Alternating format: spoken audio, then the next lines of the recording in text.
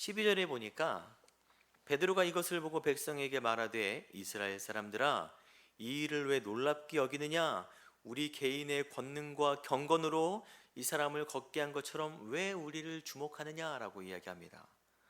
평생을 40년 40평생을 못 일어나던 사람이 일어난 것을 보고 많은 사람들이 다 놀랐어요. 그 시간은 유대인들의 오후 공식 집회 시간이었기 때문에 많은 이들이 성전으로 모인 상황이었습니다. 많은 이들이 성전에 모여서 성전에 모이다가 그 장면을 목격한 거예요. 근데 11절에 나은 사람이 베드로와 요한을 붙잡으니 그랬어요. 모든 백성이 크게 놀란다라고 그랬습니다. 베드로가 그 안진뱅이를 치유하는 장면을 못 본 사람도 많았겠죠. 많았지만 그 사람이 일어난 것을 보고 다들 저 사람 뭐지? 왜 일어났지? 라고 하는데 그가 베드로와 요한을 붙잡자 많은 사람들이 그 사건이 누구 때문에 일어났는지 알게 된 거예요. 저 사람들이 저들이 저 사람을 이렇게 세웠구나 라고 많은 사람들이 크게 놀랐습니다. 그래서 사람들의 집중이 베드로와 요한에게로 딱 주목되는 거예요. 여러분, 성령의 능력으로 이적이 나타나죠? 저희가 항상 이야기합니다. 나타나요. 낳고 회복되는 역사가 일어납니다. 그러나 항상 말씀드리기를 그 이적이 종착지가 아니에요. 거기가 끝이 아닙니다. 이적은 다음으로 넘어가기 위한 디딤돌이에요. 디딤돌. 그런데 이적 자체가 종착지가 되면 어떤 일이 발생하느냐? 여러분, 성령의 역사는 사람을 통해 일어납니다. 사람을 통해서. 때문에 성령의 역사 자체가 끝이 되면 그 이적을 행한 사람에게 관심이 집중돼요.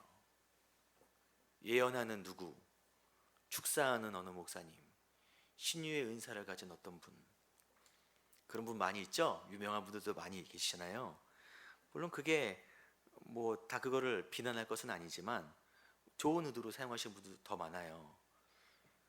그런데 이적이 종착지가 되면 그것이 그 사람의 명예를 드높이게 되는 거예요. 12절에 베드로가 이렇게 이야기합니다. 우리 개인의 권능과 경건으로 한 것이 아니다. 유대인들의 탈무드에 혼이라는 랍비가 있어요. 이 랍비가 굉장히 경건의 능력이 있는 신실한 랍비로 등장하는데 그가 비를 내리게 기도하는 등 여러 가지 그런 기적들을 행하는 모습을 탈무드에서 볼 수 있습니다. 그런데 그가 능력을 행하는 근거가 그의 경건의 능력처럼 나오는 부분들이 많이 있어요. 당시 유대인들이 그런 잘못된 생각을 가지고 있었습니다. 어떤 이의 경건의 능력으로. 그런 너희들의 생각이 잘못되었다. 왜 나를 집중하냐? 왜 우리를 집중하냐? 라고 말하는 것입니다. 어떤 사람이 더 특별해서 어떤 능력이 있는 건 아니에요. 그리고 나는 덜 경건해서 그런 능력이 없는 건 아닙니다. 경건은 그리스도인들이 갖춰야 할 덕목이지만 그것이 어떤 자격이 되진 않아요. 그리고 베드로에게는 이 이적이 종착지가 아니라 어디가 종착지예요? 16절에 같이 읽겠습니다. 그 이름을 믿음으로 그 이름이 너희가 보고 아는 이 사람을 성하게 하였느니 예수로 말미암아 난 믿음이 너희 모든 사람 앞에서 이같이 완전히 낫게 하였느니라 그랬습니다. 예수로 말미암아, 예수 이름으로 말미암아, 그 이름을 믿음으로 말미암아 이 일이 일어났다라고 말하는 것입니다. 아까 언급했지만 은사를 가지고 탁월하게 사역하시는 분들, 또한 설교를 참 잘해서 많은 이들에게 은혜를 끼치시는 분들, 아니면 다른 어떤 하나님 주시는 은사를 가지고 사역을 잘하시는 분들 참 많이 계세요. 하지만 그 모든 것들은 예수로 말미암아 이루어진 것입니다. 예수를 말미암아, 이게 가장 중요합니다. 모든 것의 근원이 예수를 믿음으로 시작되었다는 고백. 솔직히 지금 이 상황 같으면 약간 우쭐해도 될 상황이에요. 완전히 뼈가 굳은, 오랫동안 걷지 못한 사람을 완벽하게, 16절에 완전히 낫게 하였느니라. 그냥 엉거주춤 일어난 게 아니라 그냥 발딱 일어난 거예요. 그 사람이 완전하게. 이 정도면 그래도 내가 수제자인데 이런 한두 마디 해도 되는데, 베드로는 이 일의 근원이 누구인지, 어디서부터 왔는지 너무 정확하게 밝히고 있는 거예요. 초대 교부 크리소스톰이란 사람이 이렇게 표현했어요. 그가 자신에 대한 명예를 거절한 자태를 보라 그랬어요. 명예를 거절한 그 모습을 보라라는 것이에요. 참 이것이 어렵습니다. 우리에게. 우리가 신앙생활을 할 때 우리에게 어떤 그런 신유적인 능력 외에도 다른 어떤 내가 가진 어떤 것을 사람들이 주목할 때 거기서 모든 영광을 예수에게 돌리고 나의 명예를 내려놓는 것은 참으로 어렵습니다. 하지만 우리가 베드로처럼 그렇게 내려놓고 예수를 바라볼 줄 아는 성도들이 되기를 소망합니다. 베드로의 두 설교가 있죠. 2장의 오순절에 했던 설교와 지금 성전에서 했던 3장의 설교가 있어요. 여러분, 이 두 설교 다 그 계기가 이적 때문에 계기가 생겼어요. 오순절 성령이 역사하자 제자들이 모인 사람들이 난곳방언, 각 지역 방언, 외국말을 하니까 그걸 보고 사람들이 마음이 동요되고 설교할 분위기가 된 거예요. 오늘 본문에서도 그 못 걷는 자가 일어나는 역사를 보고 사람들이 마음이 동요되어서 설교할 기회가 열린 것입니다. 그러나 이 두 설교를 볼 때 막상 그 기적에 대해서는 잠깐 서론으로 언급합니다. 그리고 본론인 예수 그리스도의 내용으로 넘어가는 거예요. 제가 어렸을 때 여러분도 다 보셨을 거예요. 동네 장날이 있었어요. 5일장. 그러면 저쪽에 정말 이따만한 구렁이가 이렇게 망태기 이렇게 아니면 유리관 쪽에 이렇게 들어 있어요. 엄청 큰. 사람들이 뱅구경하러 다 모이면은 그 아저씨가 항상 하는 말이 애들은가 무슨 장사죠? 예, 약장수 오셨어요. 그 사람을 뱀장수라고 하진 않습니다. 약장수라고 해요. 뱀은 사람들을 모으기 위한 수단이었죠. 물론 그 약장수에 비하는 건 좀 그렇지만 우리가 예수 그리스도의 복음을 가진 사람들로서 다른 것을 자랑하면 안 되는 거예요. 예수 그리스도를 증거할 계기 삼을 수는 있으나 그것이 목표가 되면 안 되는 것입니다. 우리가 집회를 하다가 어떤 사람들이 나았어요. 나은 것만으로 그 집회가 잘 됐다고 말할 수 있을까요? 나았으니까 아닌 거예요. 그 자리에 복음이 증거되고 우리 마음이 성령으로 회복되는 역사가 일어나야 그 모임이 의미가 있는 것입니다. 그래서 베드로가 이제 설교를 시작하는데 먼저 예수 그리스도가 누구냐라는 이야기를 합니다. 같이 읽겠습니다. 아브라함과 이삭과 야곱의 하나님 곧 우리 조상의 하나님이 그의 종 예수를 영화롭게 하셨느니라 그랬어요. 지금을 살고 있는 우리와 그 당시 사람들은 입장이 많이 다릅니다. 왜냐하면은 그들에게 예수는 불과 몇 주 전만 해도 얼굴을 봤던 실존 인물이에요. 아는 사람이에요. 유대인들의 입장에서 예수는 많은 민중이 따르던 정치 지도자였어요. 그리고 탁월한 말씀을 가르치는 랍비였습니다. 때문에 그들의 마음 가운데 그 예수가, 자기들이 보았던 그 예수가 항상 멋진 모습만 보였겠어요. 예수님이 사람인데 그 예수가 하나님의 아들이라는 것을 받아들이기가 참 힘든 거예요. 우리도 아마 예수님을 실제로 이렇게 목도한 시대에 살고 있었다면은 아마 저 사람이? 라는 마음이 생길 수도 있어요. 이 시대에도 그냥 예수를 탁월한 사람으로 여기는 사람들이 참 많이 있죠. 여러분 세계 4대 성인 누구죠? 석가모니, 공자, 소크라테스와 묶어서 예수의 이름을 언급합니다. 저는 그것을 별로 마음에 들어 하지 않아요.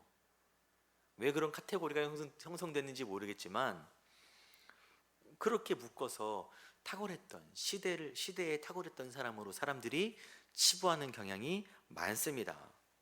또한 제가 지난번에 나사렛 예수라는 이름의 뜻을 이야기 드렸어요. 나사렛이라는 지역의 특성상 소외되고 어려운 사람들을 대변해주는 용어이기도 합니다. 하지만 예수님이 그런 민중들, 어려운 사람들의 지도자라는 의미는 아니에요.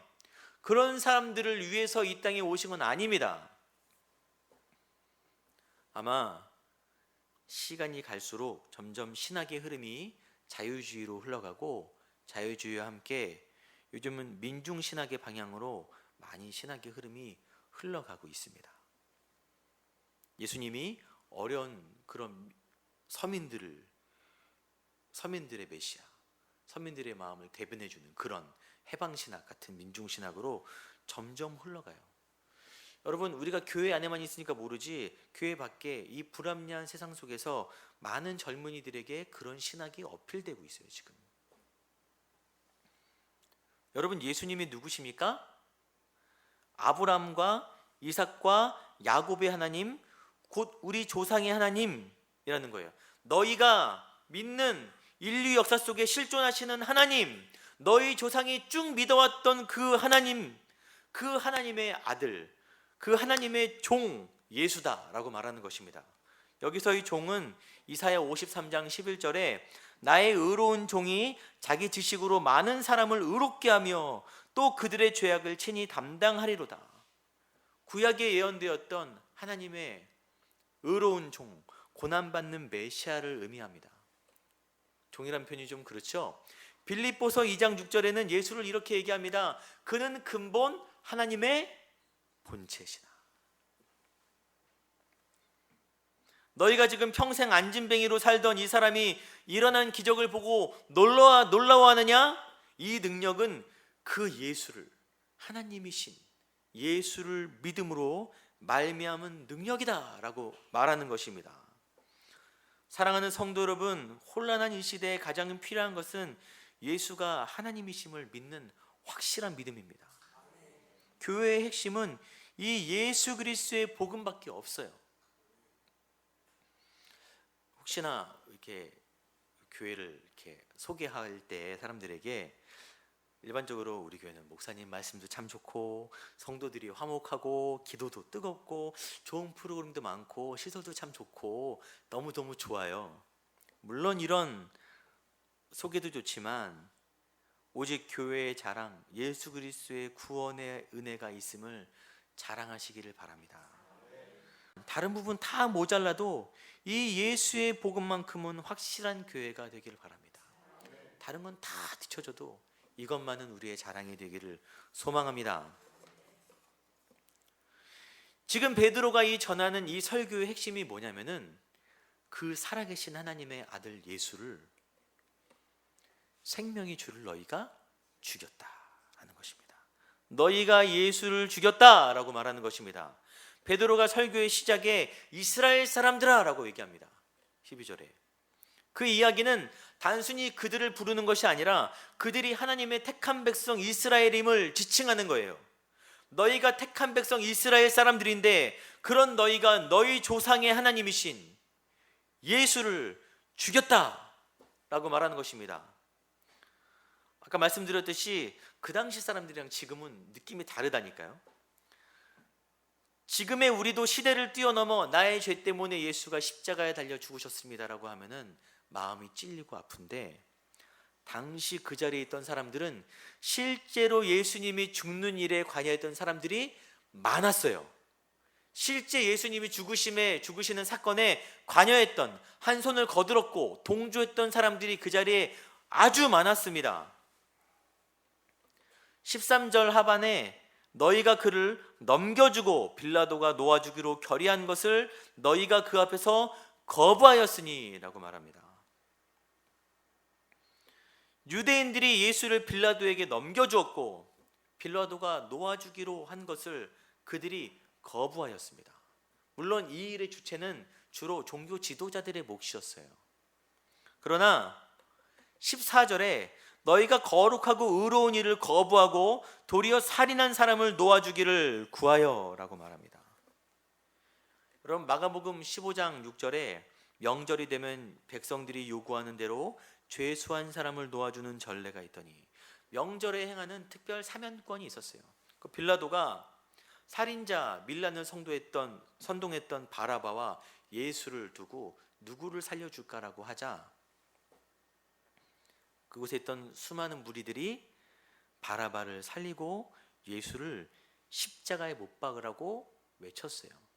그 무리들이 지금 베드로 앞에 있는 그 사람들입니다. 상당수가, 굉장히 많은 사람들, 그때 예수를 못 박으라고 했던 사람들이 그 자리에서 지금 설교를 듣고 있는 거예요. 지금 병자가 난 기적을 보고 그들의 마음이 동요되고 있는 상황 가운데 그들에게 이 메시지는 정말 참 아픈 고백이죠. 그 죄를 지은 것을 너도 알고 나도 아는데 지금 그 죄를 후벼파고 있는 거예요. 근데 일반적으로 이렇게 사람을 코너로 몰아붙이면 그 사람의 마음이 다칠 수도 있죠. 제가 만약에 여러분이 어떤 죄를 진 걸 제가 알고 있는데 대놓고 그 죄를 막 왜 그랬습니까? 라고 말하면 얼마나 가슴이 아프고 부끄러워서 마음이 오히려 다치겠어요. 그래서 베드로가 사용하는 장치가 있습니다. 저희가 한번 언급했었는데 유대인들의 행위만 지적하는 것은 아니에요. 이거 아니죠. 13절에 거부하였으니 결의한 것을 너희가 그 앞에서 거부하였으니라는 말인데 예전 성경에는 부인하였으니라고 표현합니다. 부인하였다. 그들만 부인한 게 아니죠. 베드로는 예수님이 잡히시던 밤에 그 무리들과 함께 소리 지르진 않았지만 홀로 있는 그 자리에서 예수님의 제자냐고 물어봤을 때 예수님을 부인했어요. 베드로는 지금 이 말을 통해서 나 역시 생명의 주를 죽게 한 장본인이다. 너희만이 아니라 나도 그랬다. 베드로는 지금 고발자의 입장으로 정의감에 차서 그들을 지적하는 게 아니에요. 나는 예수님의 제자인데 너희가 우리 스승을 죽였지 라고 말하는 것이 아닙니다. 나도 함께 예수를 죽인 사람이다. 이러한 자세는 우리가 복음을 증거할 때 또는 성도 간의 교제 가운데 꼭 필요합니다. 꼭 필요해요. 따라해 보겠습니다. 나도 그랬어. 나는 더했어. 여러분 성도 간에 혹시나 교제하는 모임을 가질 때 어떤 분이 자기 연약함을 드러낼 때 아유 그러면 안 되지. 절대 그러시면 안 돼요. 안 돼요. 마치 나는 상대적으로 의로운 양 그렇게 사람들을 대하면 안 됩니다. 그럴 때 다시 한번 하겠습니다. 나도 그랬어. 나는 더했어. 여러분 사랑한다는 말보다 함께 교제할 때 이 말이 영혼을 살려요. 이 말이 공동체를 살립니다. 옆에 있는 성도를 살려요. 사랑하는 말보다 더 큰 능력이 있는 말입니다. 여러분 꼭 저희 교회는 이런 메시지들이 넘쳐나길 바랍니다. 17절에는 이런 우리의 죄가 어떻게 용서받는 것이 가능하냐에 대한 근거가 등장합니다. 17절 같이 읽겠습니다. 형제들아 너희가 알지 못하여서 그리하였으니 너희 관리들도 그리한 줄 아노라 그랬어요. 누가복음 23장 34절에 예수님이 돌아가시면서 말씀하시기를 아버지 저들을 사하여 주옵소서 자기들이 하는 것을 알지 못함이니이다 하시더라 그랬어요. 예수를 선동해서 죽게 한 종교 지도자들과 그 자리에 있던 로마 군병들과 함께 외쳤던 모든 군중들, 그 사람 모두들 그들이 다 모르고 지은 죄이기에 용서하여 주시옵소서라고 말하는 것입니다. 그들은 예수님이 어떤 분인지 알지 못하기에 예수를 십자가에 못 박았습니다. 그 당사자가 너희들이지만 너희들이 예수를 못 박았지만 너희가 그 예수를 정확히 몰랐기 때문에 너희가 용서받을 수 있다라고 이야기하는 것입니다. 여러분 어떤 죄까지 용서받습니까? 예수를 직접 못 박은 죄까지 용서받아요. 그런 죄까지 용서받습니다. 못 용서받을 죄가 없어요. 여러분, 나의 죄 때문에 내가 이렇게 큰 죄를 졌는데, 하지만 그 죄가 맞지만 예수님이 십자가로 다 그 모든 것들을 해결해 주신 줄 믿으시기 바랍니다. 그런데 그들은 모르고 지었다고 치고, 그러면 알고 지은 죄는 어떻게 될까요? 알고 지은 죄. 저희가 예수를 믿잖아요. 저는 심지어 목사인데 죄를 계속 짓습니다. 알고 이렇게 말씀을 이렇게 연구해서 여러분에게 알려드리는 입장이지만 죄를 지어요. 그럼 어떻게 될까요? 제자들은 예수님께 굉장히 많은 교육을 받았어요. 하나님 나라에 대해서, 예수님이 메시아인 것에 대해서, 그리고 기적도 예수님이 보여주시고, 그랬음에도 불구하고 베드로가 눈에 띄게 들켰을 뿐이고 다들 예수를 버리고 도망간 거예요. 제자들 모두가 함께 생명의 줄을 못 박은 것입니다. 죽게 한 거예요. 그래서 제자들이 예수님이 죽으신 후에 한 곳에 모여서 문을 잠가 놓고 이렇게 숨어서 떨고 있었어요. 잡혀갈까 봐. 그때 부활하신 예수님이 제자들을 찾아오십니다. 그래서 그들에게 처음 하신 말씀이 있어요. 제가 제일 좋아하는 말씀인데, 요한복음 20장 19절에 너희에게 평강이 있을지어다. 내가 그렇게 가르쳤는데 이렇게 될 줄 몰랐어? 라고 한마디 하실 것 같지만 안 그러셨어요. 예수님의 얼굴을 보자마자 그들의 마음이 어떻겠어요?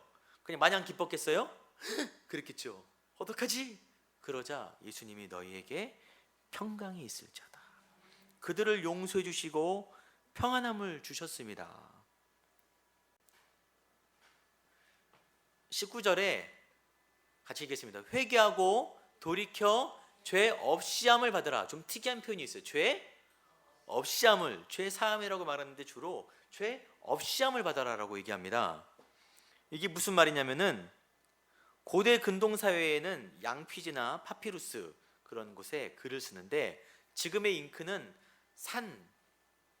그런 산성이 있어갖고 지워지지 않지만 당시에는 그런 기술이 없었어요. 그래서 물 묻은 스펀지 같은 거로 닦으면은 그냥 없어지는 거예요. 글이 사라집니다. 그거와 마찬가지로 너희 죄가, 회개를 통한 죄 사함은 이같이 말끔하게 지워지는 것처럼 완전한 삭제, 너희의 죄가 완전히 없어진다. 없이함을 받으라라고 말하는 것입니다. 아까 말씀드렸듯이 내가 이렇게 큰 죄를 졌는데, 대부분 그런 문제 때문에 오는 분들은 제가 괜찮습니다, 다 용서받아요. 그래도 이렇게 큰 죄를 졌는데 내가 라고 말합니다. 어떤 죄까지 용서받는다고요? 다시 한번 말하겠습니다. 어떤 죄까지요? 예수를 직접 못 박은 죄까지 용서받는 거예요. 여러분, 그거보다 더한 죄가 뭐가 있겠습니까? 그러면 성령의 충만을 받은 이후 제자들이 변화되었는데 그 이유는 죄를 안 졌을까요?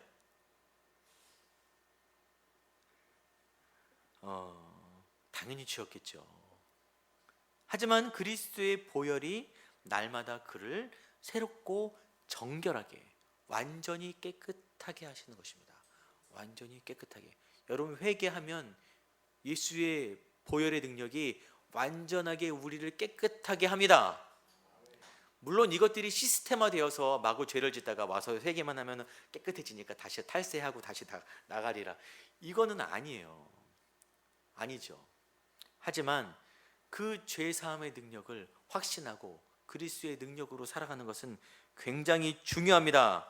혹시나 여러분의 지금 죄 때문에 주저하고 연약하고 주의 얼굴을 바라보기 힘든 분이 있다면 주저하지 마시고 이 예수님의 은혜, 완전히 삭제함, 없이함을, 죄 없이함을 신뢰하시기를 소망합니다.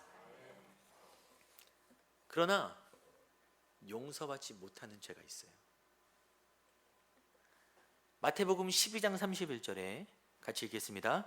그러므로 내가 너에게 이르노니 사람에 대한 모든 죄와 모독은 사하심을 얻되 성령을 모독하는 것은 사하심을 얻지 못하겠고, 성령을 모독하는 것, 성령을 회방하는 죄는 사하심을 받지 못합니다.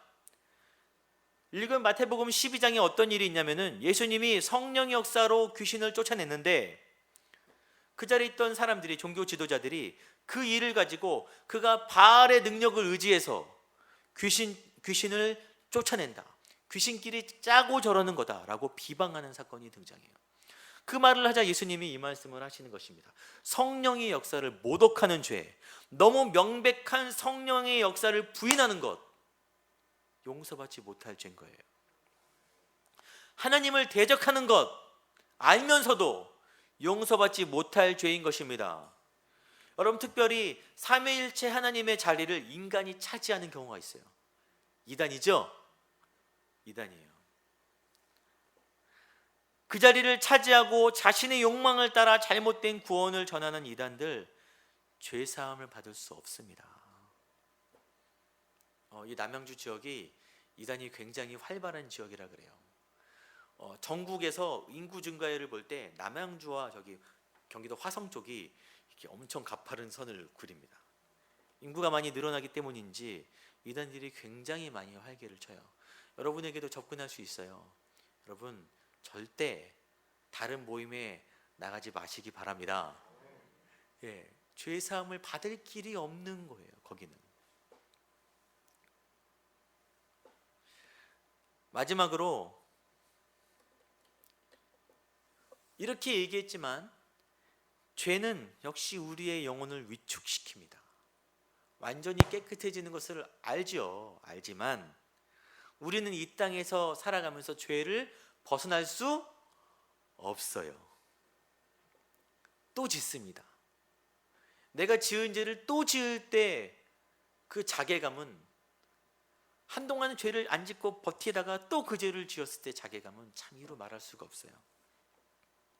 사단도 그 부분을 정확히 노리며 우리를 끊임없이 죄책감 들게 합니다.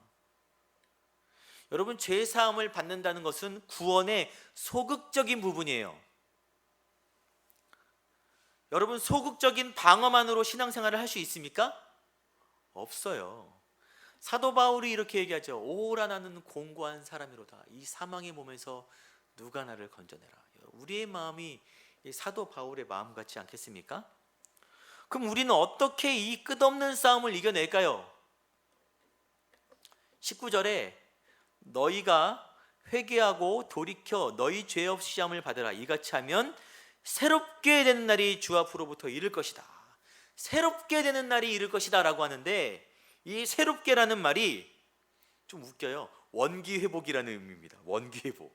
원기를 회복시켜 주신다. 이것은 죄사함과 한 쌍이 되어서 따라오는 거예요. 구원받은 사람은, 죄사함 받은 사람은 성령 하나님께서 새 힘을 부어주신다는 것입니다. 우리의 영적인 원기를 회복시켜 주신다는 거예요. 이 하나님이 새 힘 부어주신다는 것은 구원의 적극적인 부분입니다. 소극적인 방어만으로는 신앙생활을 할 수 없어요. 적극적인 우리에게 주시는 능력을 입어야 됩니다. 여러분, 먼저 예수 그리스도의 보혈로 우리의 죄가, 내 죄가 완전하게 방어되었다는 것을, 삭제되었다는 것을 믿으십니까? 믿으시기 바라요. 그것을 없애기 위해서 예수님이 십자가에 죽으신 것 아니겠습니까? 우리 죄가 작다면 왜 예수님이 그렇게 고통스럽게 죽으셨겠어요? 그리고 그 다음에 담대하게 성령의 능력을 구해야 하는 것입니다. 매일매일 내 죄 때문에 전전긍긍하며 회개하는 삶을 벗어나 이제는 적극적으로 성령으로 원기 회복을 받아서 이 땅에서 하나님의 뜻을 이루어가는 온전한 믿음의 삶을 살 수 있기를 바랍니다. 제가 그래서 예전에 설교할 때 얼굴에 믿음의 철판을 깔라 그랬어요. 내가 죄 지었지만 담대하게 철판을 깔고, 그럼에도 불구하고 하나님께 나아가는 거예요. 주님, 나 연약하지만 그런 나 때문에 예수님이 죽으신 줄 믿습니다. 다시 한번 철판 깔고 주께 나아가오니 성령의 능력 부어주셔서 그런 삶에서 벗어나서 주를 위한 영광의 삶을 살게 하여 주시옵소서. 이렇게 우리가 나아가야 되는 것입니다. 이 주의 몸된 교회에서 우리의 신앙생활이 이제는 변화되기를 바랍니다. 참된 자유를 누리시길 바라요. 능력의 신앙을 회복하시기를 바랍니다. 이를 위해서는 끊임없이 기도해야 돼요. 저희가 아까 금요철에 말씀드렸지만 물론 못 나오실 수도 있어요. 하지만 각자의 내가 속한 자리에서 끊임없이 성령의 능력을 의지하며 간구해야 위로부터 오는 그 능력을 얻는 것입니다. 주저하지 마시고 여러분의 마음속에 지금 있는 그 주저함, 그것들을 떨쳐내시고, 하나님이 원하시는 모습이 그런 게 아닙니다. 사단이 원하는 모습이 그런 모습이에요. 떨쳐내시고 그럼에도 불구하고 우리를 사랑하시는 그 사랑 안에 거하시기를 소망합니다. 마음속에 어려움이 있을 때, 마음속에 어려움이 있을 때, 마음속에 어려움이 있을 때 주님 내게 먼저 오사 내 마음을 만지고 주님 앞에 나올 수 없을 때, 주님 앞에 나올 수 없을 때, 주님 앞에 나올 수 없을 때 주님 날 먼저 안으시네. 그럼에도 불구하고 날 사랑하시는 내 하나님의 사랑은 나의 모든 걸 덮고, 그럼에도 불구하고 날 안아주시는 내 하나님을 부를 때 아버지라 부르